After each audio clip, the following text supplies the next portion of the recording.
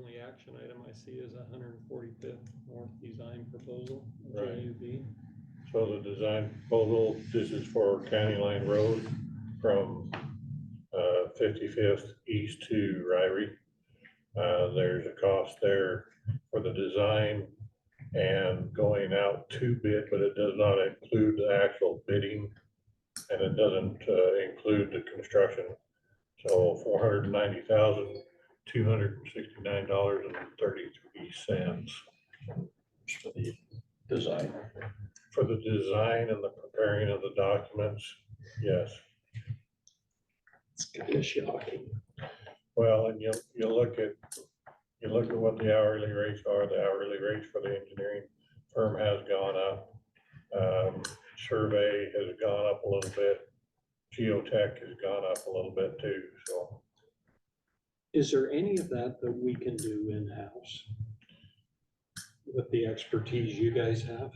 So to do it in-house, we would need additional people and designers. I mean, there's some of it with expertise in-house, yeah, we could do, but the main design portion of it, we can't, not without hiring additional people. Do we bid these out? I mean, have we had anybody? On else engineering give us- services, we don't bid out engineering services. That's a professional service. When it comes to construction, Are they? Yeah. And the problem, you gotta kind of spread it out with all of them, as many projects as we have going or won't get done. The only time we've tried it in-house, other than some of our gravel to pavement deals, we did some quick stuff, was when we put the Sunnyside project together. And the city made a request for them to do the engineering as part of their match. I would prefer to go this direction. Yeah, After that experience. I agree. I just kind of think I would do it, but if it was my road, I would do it the farmer way. I'd lay a foot of pit run, and then I'd lay 6 inches of road base, and I'd run over it enough times to compact it. Well, It'd make a good road. part of this is the testing of the base, make sure you got a good cord and yeah, Xing it down, make it a long-term solution. Otherwise, we had the thought of just go put a 2-inch overlay over all of it. we had that thought, but as we looked at it, that won't solve it. It would be a Band-Aid for a couple of years and then we'd be back in the same mess. And you'd probably, just to do a 2-inch overlay on the construction part of it, you'd probably still be about a third of what the whole project would cost or more. Close to it, just the asphalt cost alone, yeah. Yeah. And then it's 2 years instead of 30 or 40 year. Hopefully at least 20. Yeah. Well, you always underestimate lasting longer.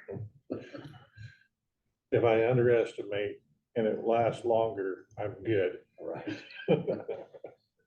Well, if we approve this, would you at least tell JUB that we expect them to give us the best possible price each and every time? They do a lot of work for us. I'm serious. Put them on notice that this is a lot of money. Aren't these an up to, depending on the amount of time, or is this the fixed cost? This is based on their estimate, and JB has been pretty good that if they expend less man hours, they won't charge that. And so on 45th East especially, they've not charged us as much as they could have based on they haven't put in quite as much manpower. I know, and they've been great to work with. They just need to know that we do watch these things and we don't, Yeah. lightly approve whatever they send us. So, They've got that message good. when I visited their sites, because they're great guys too. They're brothers that usually. No, they're not brothers, but Jordan and Dallas look like they could be brothers, but they're not. That's why, because I think I've asked them that a couple of times. Yeah, they're always well aware. I mean, you look at 45th and the job they did. Oh, they do a great job. Yeah, well, and that's why I have spread different projects to different engineering firms, and why I'm looking at having a different engineering firm doing the design on 49th North, That's a good idea. to try to make sure everybody's giving us the best price they can. That's good. Well, I would make a motion that we approve this and get it going. Because my hopes for next summer, or I mean, for this summer towards the end are gonna happen. I don't think so. Yeah, I see they've got a kind of completion November on this. Yeah. But they also put that out far enough so they can look good if they can get it early. Yeah, And you talked like if you could instruct them to start at one end and maybe get a couple of miles, maybe we can get that done this fall. and that's kind of talked about through here too, that they can, with a couple weeks notice, split the project into smaller sections and do more. Okay, we got a motion, I'll second it. All in favor? Aye. Oh, we need to add to that motion. The levy on Sean Branson's property to cover all this. Does that die for a lack of a second? Then I'm recording. It is on. It's that document fee that gets you, you know all about that. That's just a built-in fluff cost, right? You know, I got $1,000 a year now to donate, that I don't have to pay, and I have property tax and I own it. Speaking of 49th, where are you on that? On the scope of work, Yeah, so I mean, as far as getting Rocky Mountain Power moving on it. what I've told them is we need the scope of work from Horrocks Engineering to be pretty set before I go to Rocky Mountain Power. If I've got them under contract to design it, I'm a lot more firm on going to Rocky Mountain Power. So I haven't gone to Rocky Mountain Power yet. Okay, just as long as, you know, we can work with the school on a temporary CO. If we can't get the project done and they want to go ahead and open on a certain schedule. How long is it gonna take them to build? A year and a half? Yeah, they're not planning to open until fall of 25 now. They were hoping for fall of this. So I think we've got just a little bit of time to work with some of that, so. Yeah, because I understand Rocky Mountain, to get them the temporary power over there, the school would have to pay for it. You know, whatever that takes. But temporary power is not much compared with moving poles, so. and they'll need 3 phase, and that Yeah. just doesn't work long term. You know, just in the planning. In the planning. Does it say Roger? No, just No. two signature lines. Oh. It's okay. kind of confusing because they've got, yeah, kind of two signature lines. In the planning, if you could coordinate with them, because it would be nice if they didn't have all the school traffic on there when you do construction. Yeah, Because then you can just get it done. You know, but otherwise you may have to plan it to do one side. You know, split it, route the traffic over and then do it back down the other Yeah. side. I'll go through some scenarios with Horrocks on that. Or divert all of the traffic detour signs off 45th East. On the higher, Not 41st. not Hiram. What's that? 41st. No, there's that street. What's that street? Name of that street you live on? I don't remember. It'll all come right down in front of this house. Bola Vista down in through.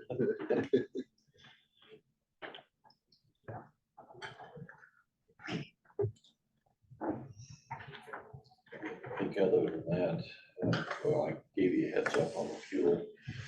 Right. There's two signature lines. I thought there was only one. Okay. Is there other discussion items that we did have a washout, that we're repairing. It was 135th west. It was pretty deep. There was a pipe that was not completely washed out, but there were some ruts through the road that were 7, 8 feet deep.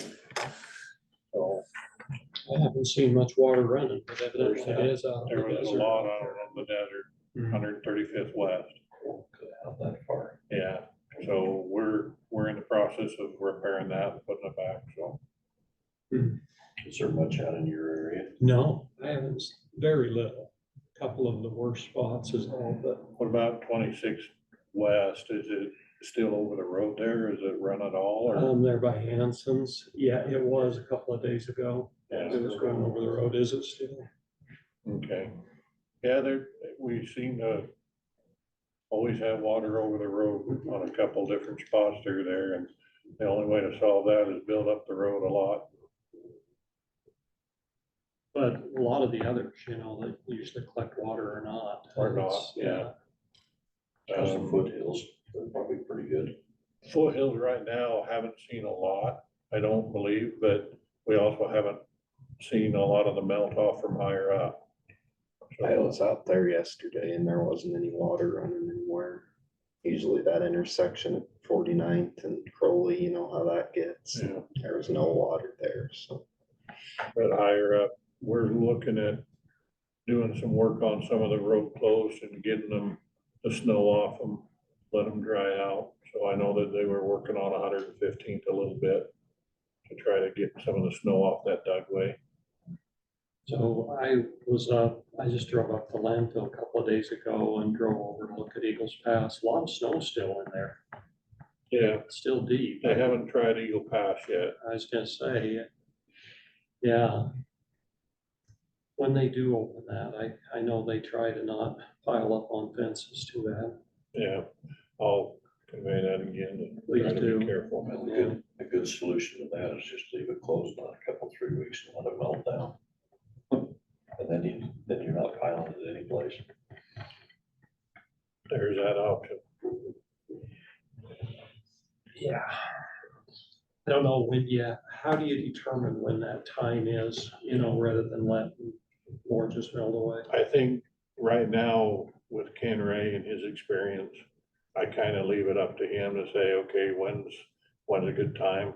Usually he looks at what the snow is doing, and if the snow gets rotten and stuff, we start getting in there to try to take it off the roads. Probably it's better for the road, to not have all that runoff, just, you know, go down and wet that base. So Yeah. that it takes forever to dry. So they like to get it off as much as we can, but there's that balancing act between getting too much on the side and clearing off the road and letting it dry off. Yeah. Yeah. Okay. That's why I usually, KR's been doing this over 35 years, so Yeah, I rely on him a lot in his experience. does a great job. Did he ever get hold of the landowners up there that want cattle guards? So he did get a hold of them and he's talked to them. We have at least one price back from what a new cattle guard would cost, and we're working on getting another one. Oh, they were supposed to get that yesterday, I think, but I haven't heard. And they want one, They're gonna be, they'll probably bordering be my two, property, I yeah, think, and then one at the other end of it. and that's Sweeters or Rockwoods. I'm not sure whether it's Sweeters or Rockwoods exactly where. So KR talked to him about coming out and showing him exactly where he wanted the cattle guards before we actually nailed it down. And that's gonna take a little while to get Yeah. up there, so. We'll make sure they understand they gotta put the fences up by the cattle guards. Yeah, they'll have to put the fence up to the cattle guard and what it takes to get to the cattle guard if it's not in the exact location that the fences existing are. So, Yeah, if they want to move it towards my property, notify me. But other than that, just let him do his thing, you know. yeah. Well, we'll try to keep it on the property line if we can. If it's a proper place to put it, we'll put it near the property line. If not, yeah, we'll have to contact the adjacent landowners. Okay, Have we been getting any waste loads for Intermountain backing? I have not heard from Blair whether we have got any waste loads or not. I was gonna try to follow up with him and see if we have. Okay. I would assume that we have, but I don't know that for sure. Yeah. so did he get to use his new snow equipment? We're using his rotary on our roads, because our rotary broke down and they can't figure out how to get the clutch to stay engaged. So we have been using his rotary. But has he needed it down there?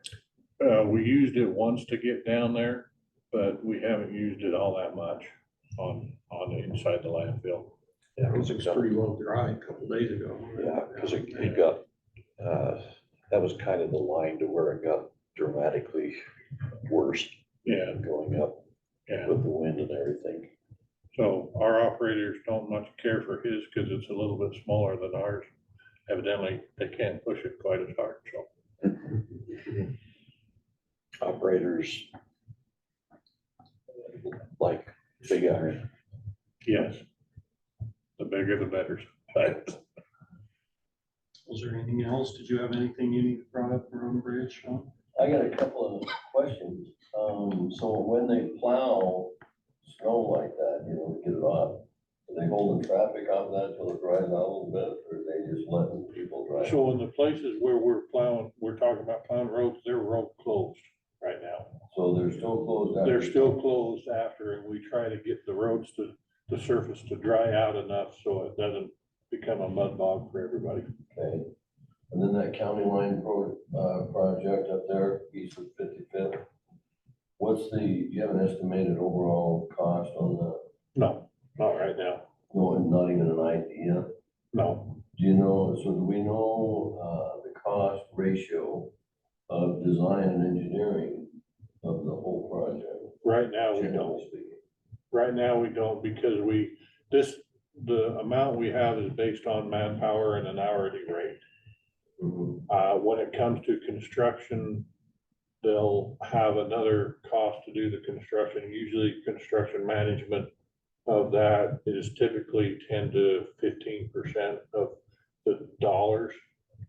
Early on, without knowing price escalations and stuff, I was thinking the project alone is gonna be probably over $1 million a mile to do, and it's 7 miles. Okay. Okay, that's all for it. And that's what we've got to put together, because we've got those reserves, and they change a little because they, through the MPO, got 8 million for 8.1 million on Iona Road. which was money we had set aside to do it, and so now we're shifting that to some of our next priorities. There will be other shifts for future commissions to take a look at, you know, because it'll change every year. And it does, and we still we are still facing a shortfall on our First Street budget for BMPO of about 3-point-something million. I would encourage you not to give that back I'm not, to 2-point-something million, wasn't it? yeah, right now it's 2.4. It's like, I don't want to give it back. I've been harping on it, and I know Austin has been harping on Well, it when he talks to Daryl too. So where it's already been approved for that much, they can't take it back, even though they got the votes, can they? I don't think so, no. Okay. We would, I don't know that they could ever take it back. I would hope that they couldn't, but they could delay it. But if we put some county match into it, then we could probably still build it in the programmed year, which is next year or 26. 26, I think. Okay, that's So what I'm curious might about. want to look at setting some money aside for that, just in case we need it Yeah, come 26. and I know the engineer on that project has also written the railroad and asked them to give a better estimate for what that railroad crossing is gonna be. Could we do that in this year's budget? Set aside money for 26? Not this year's, but we set it aside in our resolution at the end of the year on where your reserves go, which can be revisited anytime. Yeah. Okay. But yeah, we will, probably the ones we'll consider in this year's budget are Ammon Road. Hammond Road, possibly some of this. The 25th and 49th North span wire signal. And there's a few others out there that will probably are in a closer position to go out and construction on. And those, if we include them in our budget, only if we're sure we're gonna send it. There's uncertainty, then we'll open the budget later if they come through. And we're also looking at on that Iona Road project. Right now, the estimate is about $1 million in right of way. That is our portion of it to come up with, so. Right of way negotiator is on board and he supposedly reached out to some of the people on the other First Street project. We've got one right of way contract that, well, two of them have been signed, but I'm waiting for some other paperwork. But we've got the warranty deed on one parcel and we need about 8 others. But that one with the city of Ammon, they're facing some other challenges on how to get the money and where to spend it, so On It's- this portion. on their portion too, yeah. So So that's not for sure gonna happen this summer then. I don't think it's gonna happen this summer. What may happen though is they have a smaller project to do some of the irrigation along First Street and redo some of that. I think that will happen. But I don't think the rest of the road improvement will happen this year. On County Line Road, we won't have many of those complications because we're just widening it. Or would it have? We're not even really widening it. I mean, we're looking at just putting it in the existing corridor and maybe getting better edge asphalt on it.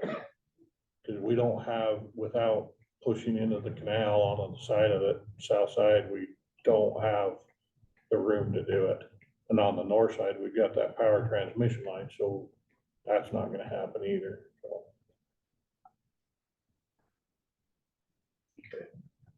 So did you have anything, Austin? For me. Is there any other questions? Give you an update on Errol Smith, the odd lot property that up there on 105th. Oh, yeah. He has decided to go ahead with that, so Okay, good. as soon as I get some information from Ellsworth, I'll get a resolution to declare that odd lot property. Good.